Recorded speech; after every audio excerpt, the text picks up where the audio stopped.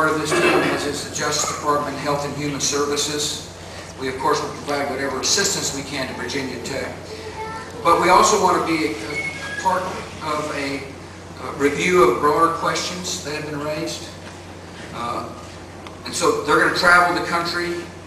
They're going to talk with mental health experts and educators and state and local officials and come back and summarize what they have learned, and we'll share the summaries of what they've learned, all in the hopes of, learning lessons from a horrible moment. It was a tough time now.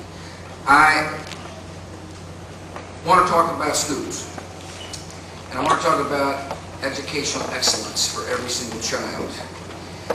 And I want to emphasize that in my remarks, my hopes is that the public school systems in every state and every community excel. That's our goal. The public school system has provided great opportunities for a lot of Americans. One of the great assets of the United States of America is a public school system that works. And I also believe that parental involvement is an important aspect of having a public school system that works. And I like the fact that charter schools encourage parental involvement. I like to be able to sit with parents and say, I have chosen this school for my child. Chosen this school for my child. Give me a little extra help.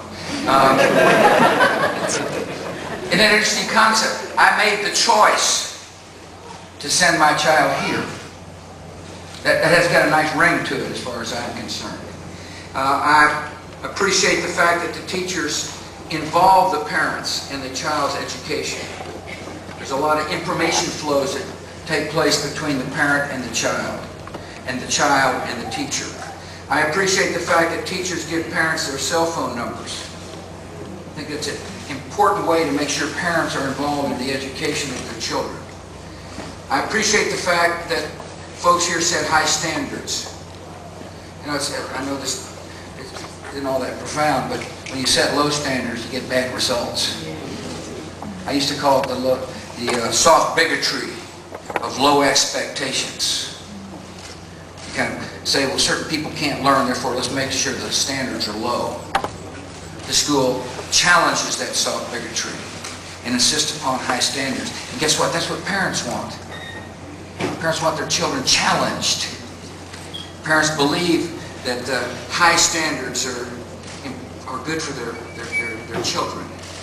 I appreciate the fact that people go to school here from 7:30 in the morning until 5:45 in the afternoon.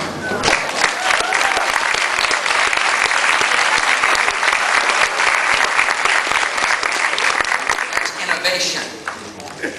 That means somebody here is saying, I'm going to adjust the time the children go to school so that we can achieve high standards.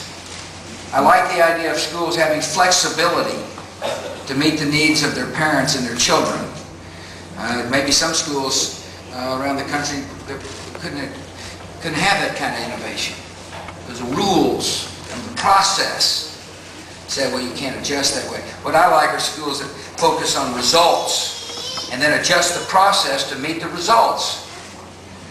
I appreciate the fact that parents choose this school because it's safe. Parents want. They want safety for their children. I met with Vanessa Freeman. Her daughter Crystal goes to school. She was struggling in her old school. The teacher said she was acting up in class in the old school. In other words, parent Vanessa recognized there was a problem. And my mother probably got a few of those calls too. But anyway, go here to the Harlem Village Academy. She's learning algebra. She said her math teacher says her progress has given her goosebumps. And something's changed here at this school.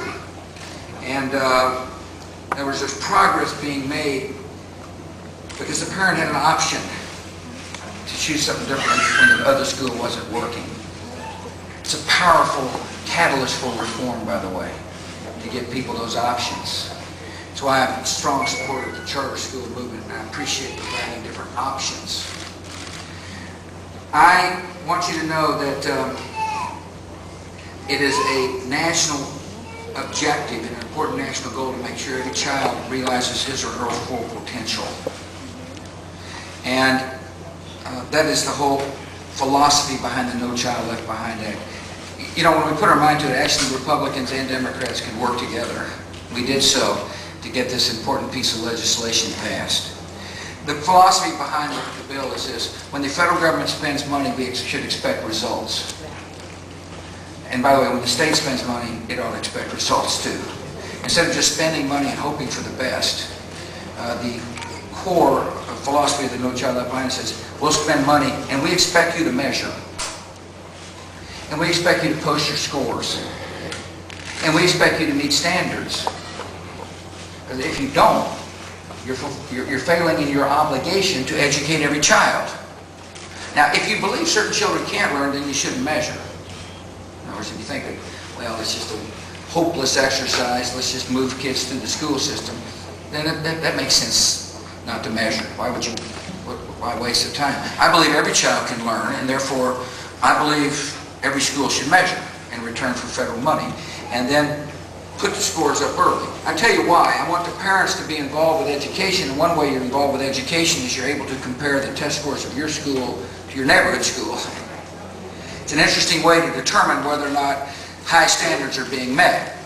In some cases, you know, a parent will say, this is the greatest school possible, and yet when the test scores get posted, the reality comes home.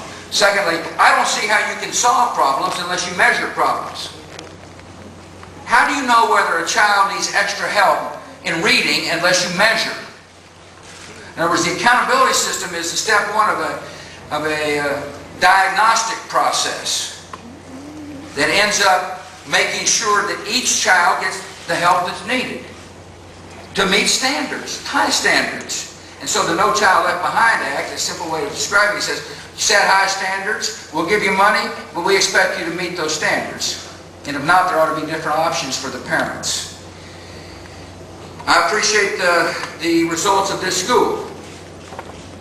What's interesting, isn't it, that the president can come and say, you've got good results here, because you measure. Teachers use the assessment to see what concepts students are mastering, and which concepts ought to be continued and which concepts ought to be dropped. The data from the school that as a result of measurement, helps teachers tailor their lesson plans to the specific needs of the child. Isn't that interesting? It's the education system tailoring the needs to fit the needs, tailor the curriculum to fit the needs of the child. That may sound simple, but it's an unusual concept for a lot of schools. The school is a rapid response accountability system. Of course, you don't measure once and just kind of hope for the best for the remainder of the year. You track student progress closely from week to week.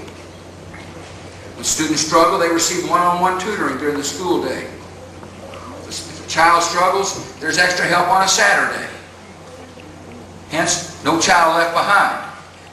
As opposed to the old system where you just shuffle children through and hope for the best at the end, this school measures on a regular basis to make sure that we're dealing not with guesswork, but with results. I appreciate the fact that this school opened in the fall of 2003. I want you to hear this statistic.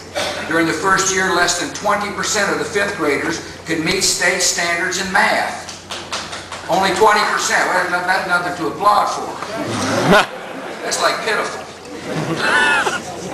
Last year, 96% of the students.